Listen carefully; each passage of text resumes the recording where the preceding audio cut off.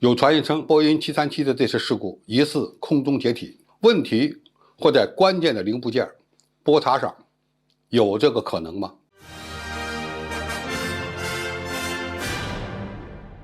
观众朋友、网友朋友，大家好。MU5735空难引发了全球的关注，目前已经寻获座舱通音记录仪。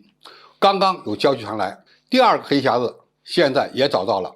那么有了这两个黑匣子，可以说，如果他们的存储的数据完整，就有可能对这起事故做出相对比较准确的判断。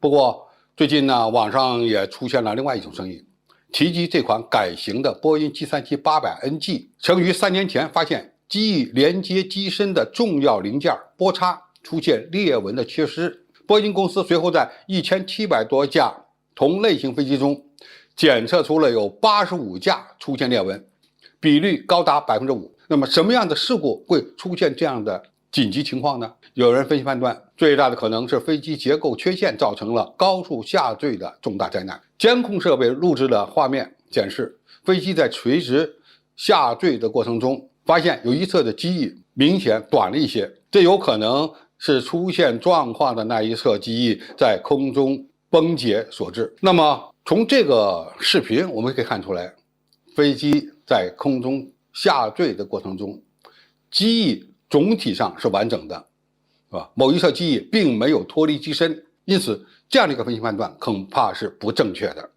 因此从这个上述的视频情况看，这次坠机事故主要问题不一定集中在波擦位置。那波擦在哪儿？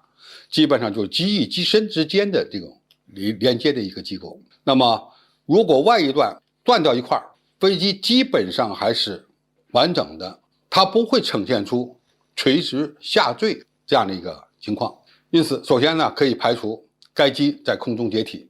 一架平飞的客机为何会突然出现下俯这么一个情况？那么个人看法呢，原因是多种多样的。波音公司的这架飞机啊，它采用的不是电传操纵系统，而是一般的机械操纵系统，因此整个飞控系统里面存在着什么问题，这个是要认真研究的。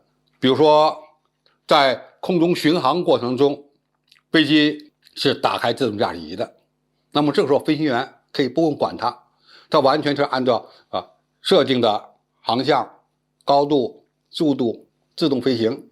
那么如果自动驾驶仪突然出现问题，比如说里面的陀螺仪或者是舵机，或者是某些控制机构出了问题，飞机的仪表显示呢跟正常飞行不一样，它就有可能根据一些错误的信息来控制飞机突然低头。那么飞机一低头就会向下坠，如果飞行员没有准备好，那么突然它就会失重，失重就人就会往上飘，一飘你就很难正确的转换模式。还有一种可能呢，就是尾翼出了问题。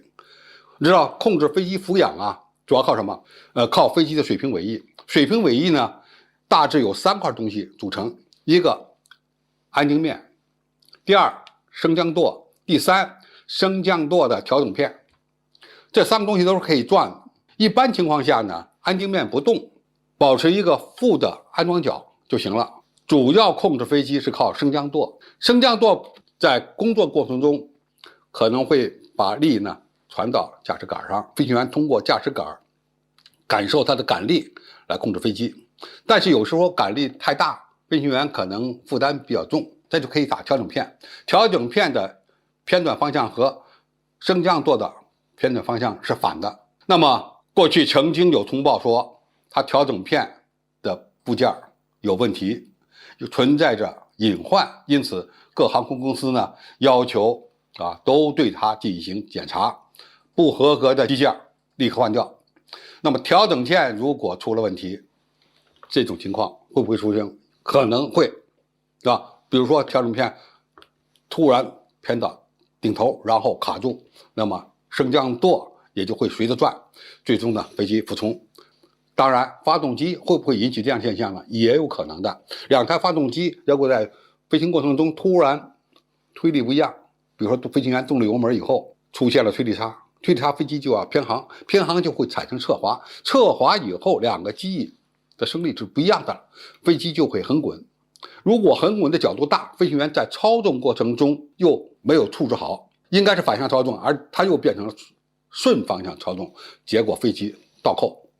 倒扣以后，如果是这样一个状态，飞行员这个操纵在失误，因为他很难判断是推杆还是拉杆，于是呢，他为了让飞机抬头拉杆，这一拉杆，飞机不是这样抬头，而是往下俯冲，最终呢导致垂直坠落。这个呢，在国外的飞行事故中呢也曾经发生。